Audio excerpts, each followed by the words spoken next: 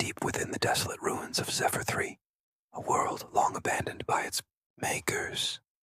The armor rested in silence. Its plating shimmered like liquid obsidian, pulsing faintly as though it breathed.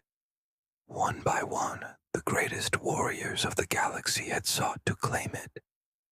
Xanthari warlords, Mavari sentinels, the telepathic Solkar, yet each time they approached, the armor recoiled, an unseen force rejecting them violently.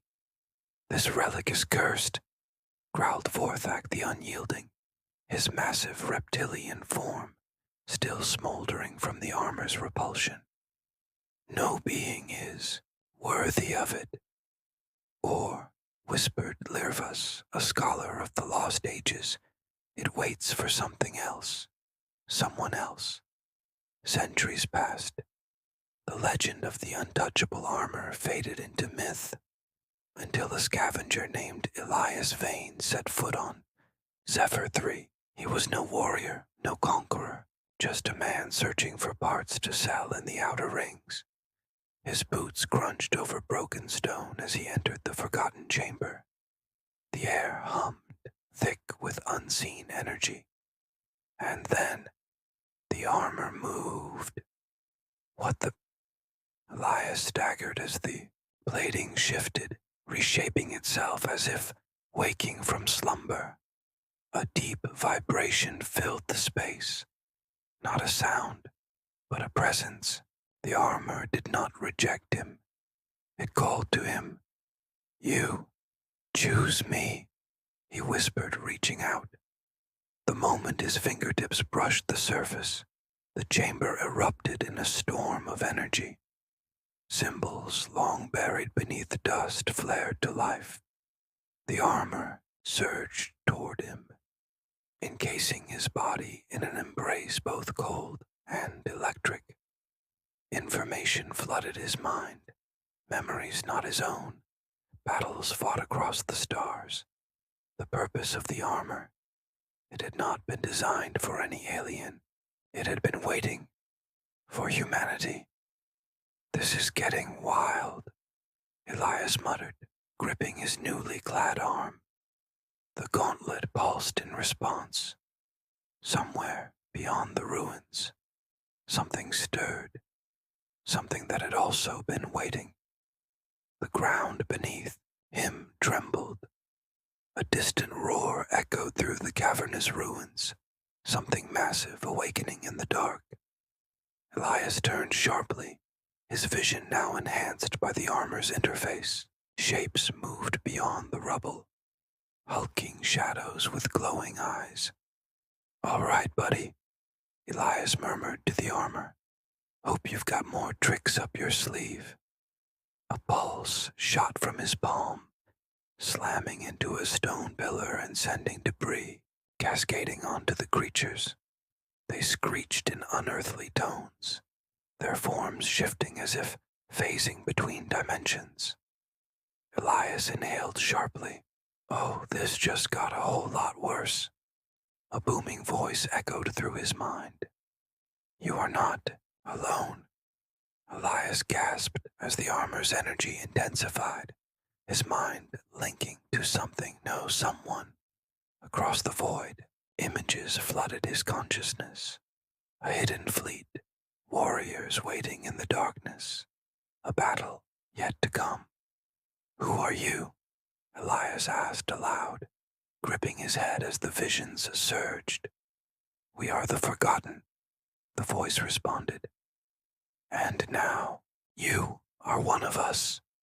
The ground split beneath him, revealing an ancient stairway spiraling into the abyss.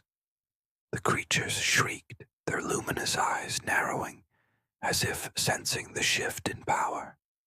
Elias steadied himself. "Guess I'm going down the rabbit hole." With each step he took, the air grew denser, charged with unseen energy. The walls pulsed with bioluminescent veins, shifting like something organic yet metallic. His HUD flickered, adjusting to the ever-changing light. "Proceed with caution," the armor whispered into his mind. It had never spoken before. Elias hesitated. You can talk now. Not talk. Merge. I am part of you now, as you are part of me.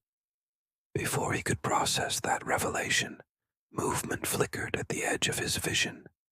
A humanoid figure emerged from the darkness, clad in armor eerily similar to his own, but this one bore scars, cracks running along its plating, like lightning frozen in time. You're late, the figure said, voice distorted and hollow. Elias frowned. Late for what? The figure raised a hand, activating a series of holographic projections. They swirled around Elias, battlefields consumed by fire, civilizations collapsing, a dark celestial force growing in the void. The war, the figure said grimly. And whether you like it or not, you're already part of it. Elias barely had time to process the weight of those words before the cavern trembled again, dust cascading from the ceiling. The projections flickered and faded, and the figure turned sharply, its visor glinting in the dim light. They've found us, the armored stranger said. We need to move, now. Elias hesitated. Who? The creatures from above. The strangers shook their head. Worse, the architects. The name sent a ripple through the armor, a deep, almost instinctual response of dread. Before Elias could question further, a blinding pulse of red light shot through the chamber. The walls rippled like liquid metal, reforming into jagged, shifting structures. Run, the stranger ordered, pulling Elias forward, just as the darkness behind them erupted with unnatural screeches. Elias sprinted, his new armor amplifying his speed, his mind racing faster than his feet.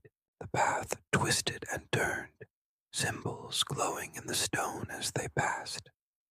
The walls around them trembled, shifting like a living organism reacting to their presence.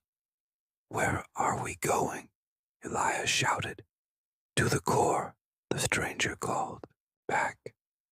Where it all began, where we might stand a chance. Elias pushed himself forward, his pulse hammering. The echoes of the pursuing creatures grew louder, shrieks cutting through the tunnels. Then, ahead, the passage widened into a vast, subterranean chamber. Suspended in the center was a colossal, ancient structure, a spire of shifting metal and crackling energy. What is that? Elias breathed. The stranger turned to him, visor glinting. The last hope for all of us.